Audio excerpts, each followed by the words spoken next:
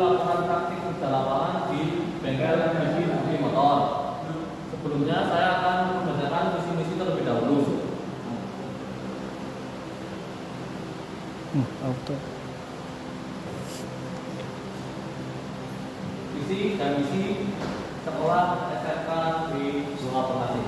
Visi sekolah menghasilkan tamatan yang unggul, berkarakter, jiwa wirausaha, berwawasan lingkungan, dan mampu bersaing dengan era global. Misi sekolah, misi SMK di Bunga Pengasih adalah sebagai berikut: melaksanakan pembelajaran berbasis kompetensi internasional, dan berkebijakan global. Melakukan sumber daya manusia yang bermanfaat, mulia, profesional, kreatif, inovatif, dan peduli terhadap lingkungan.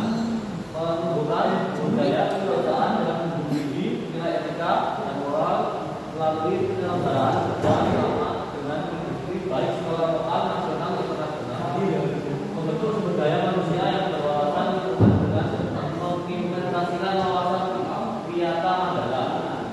Nah, mewujudkan sarana prasarana standar industri 4.0.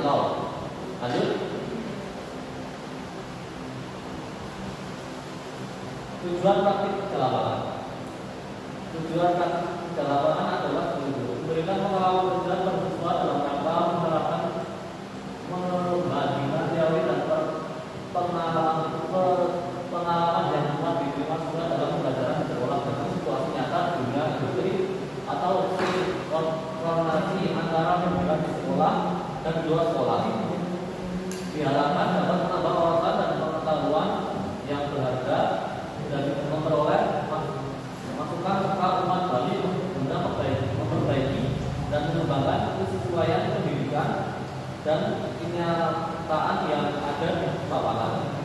Sebagai kelengkapan tugas syarat mengikuti uji LSP tahun pelajaran 2024-2025 meningkatkan pengetahuan siswa pada aspek-aspek usaha yang profesional dalam lapangan kerja antara lain struktur organisasi dan karir dan teknik untuk mencapai visi dan misi sekolah mengenal tujuan, mengenal lebih dalam mengenai sistem kerja. Next.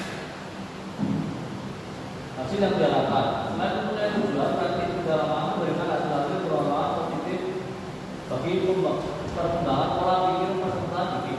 Hasil diharapkan setelah melakukan praktik kerja lapangan diantaranya adalah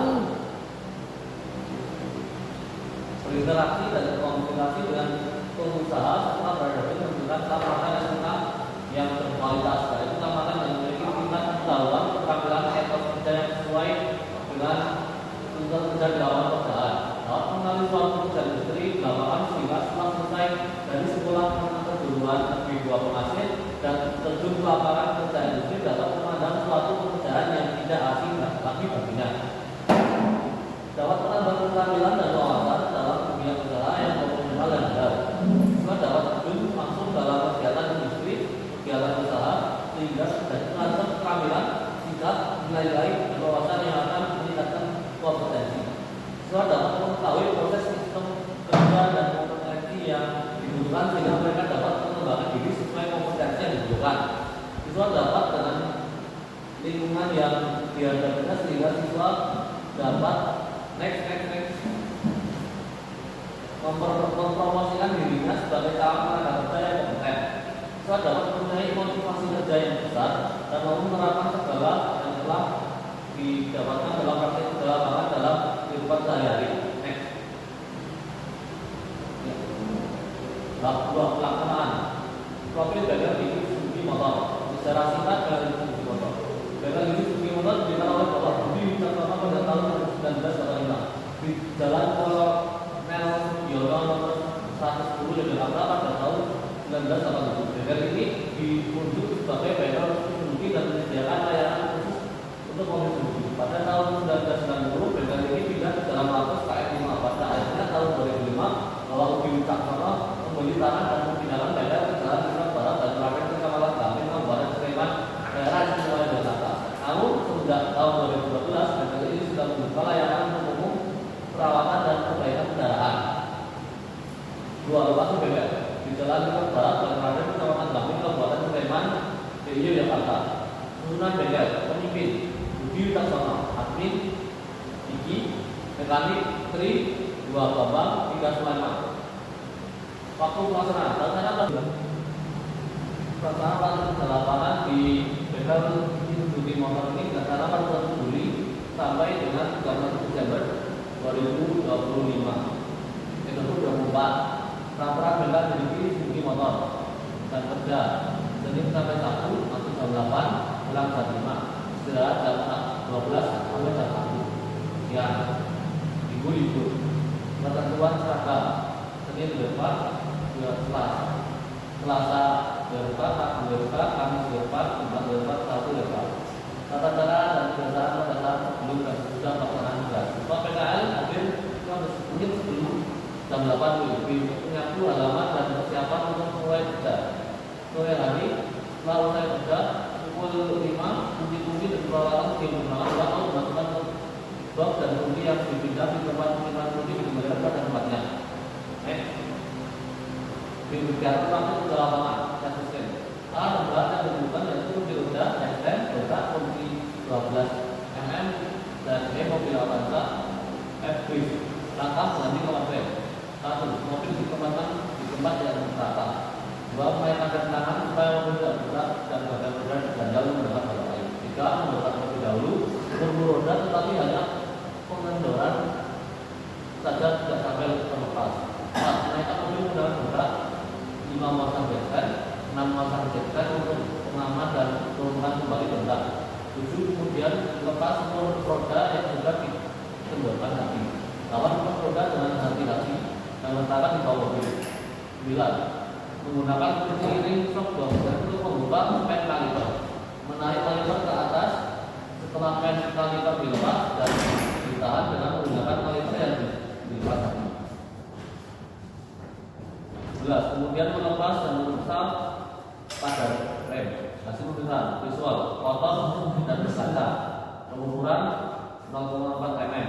Berdasarkan visual 1 sampai 10 mm. Simpulan pattern sudah out dan harus ganti.